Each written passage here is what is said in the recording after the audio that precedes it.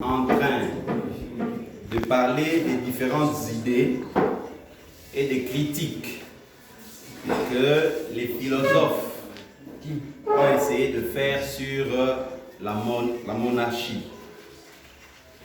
Je ne veux pas ici faire une lecture intégrale parce que je suppose que quand la lecture est abondante, nous risquons de nous perdre. C'est pourquoi, permettez-moi d'y aller petit à petit avec des petits commentaires. Donc, vous allez essayer de supporter mon style de les faire. Alors, ça va consister à donner une sorte de conclusion par rapport à tout ce que nous venons d'entendre.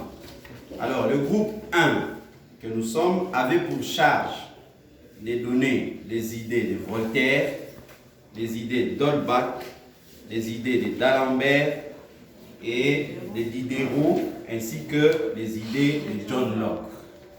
Ce sont les différents philosophes qui ont critiqué la manière de faire de plusieurs rois, ainsi de suite. Alors, en ce qui concerne le chapitre 5, les idées et la philosophie de John Locke.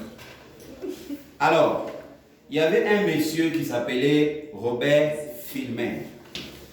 Robert Filmer, c'était quelqu'un qui n'était pas beaucoup connu. Oui, on ne connaît pas. Alors, Robert Filmer, il défendait vivement la monarchie absolue.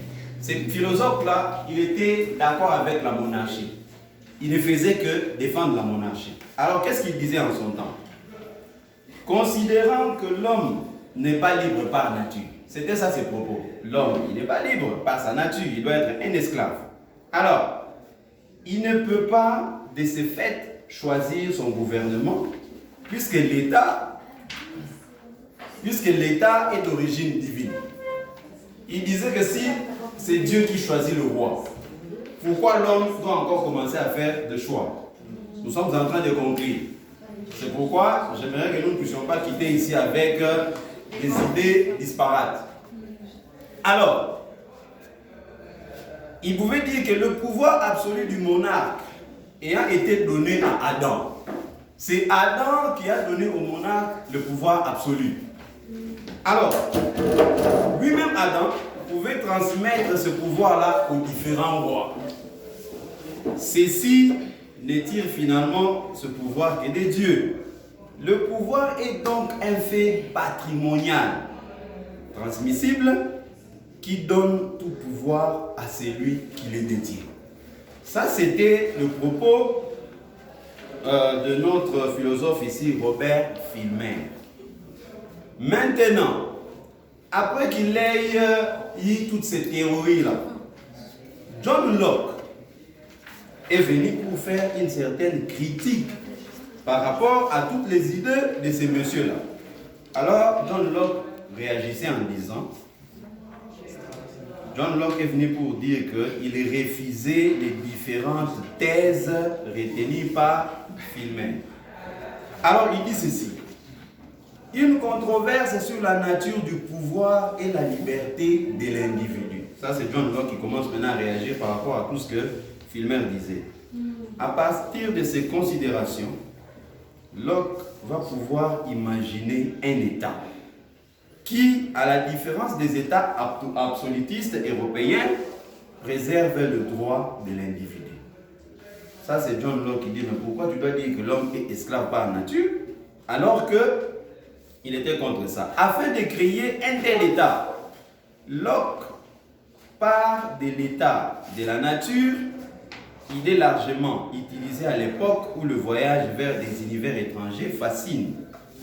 On croit en effet y trouver l'homme à l'état sauvage tel qu'il était avant que toute civilisation ne soit brisée. John Locke commence maintenant à essayer de définir la nature parce qu'il se disait que Dieu ayant créé l'homme, par nature, l'homme est déjà libre. Comment quelqu'un peut faire de l'homme esclave? Alors il commence à dire, John Locke élabore sa propre conception de l'état de nature. Il dit maintenant, je vais essayer d'élaborer ma propre conception sur ce que je pense être la nature. Il dit ceci. Il ne croyait jamais avoir existé. L'idée étant seulement de reposer sa théorie sur de base. Mais cette vision est toute différente, au contraire d'un état de guerre permanent. L'état de nature est heureux et prospère. Si aucune organisation formelle n'existe encore, simple collection d'individus repose seulement sur la structure familiale. Alors, à la différence de Jean-Jacques Rousseau qui disait que Locke, à son niveau, il croyait que la sociabilité naturelle des hommes, l'homme étant bien cet animal social, donc l'homme doit vivre ensemble avec les gens, dont parlait déjà Aristote à l'époque, par sa nature lui-même, l'homme est social.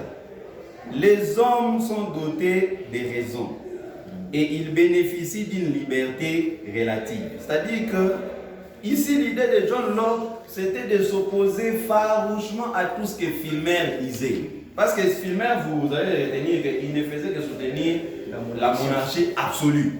Oui. Maintenant, John Locke, lui, il vient maintenant pour essayer de déraciner cette mentalité-là de Filmer. Il dit maintenant, les hommes sont dotés de la raison. Ils bénéficient d'une relative liberté. Cette liberté vient de l'existence. Déjà, en existant, l'homme est libre. À l'état nature, de lois naturelles. Il y a des lois dans la nature qui font que l'homme soit libre. Ces lois doivent permettre à l'homme d'assurer, sa sûreté. Elle repose sur la volonté de conservation de soi-même et d'autrui. L'homme doit ainsi se conserver. Locke refuse toute idée de suicide. Et conserver les autres ainsi même, en l'absence de droits positifs artificiels, il existe des lois qui permettent à l'état de nature d'être un état dans lequel la morale n'est pas inexistante. Ces lois naturelles sont si importantes que les hommes peuvent tout faire pour le conserver. Alors, il continue en disant, on verra qu'elles permettent de justifier le droit de résistance à l'oppression.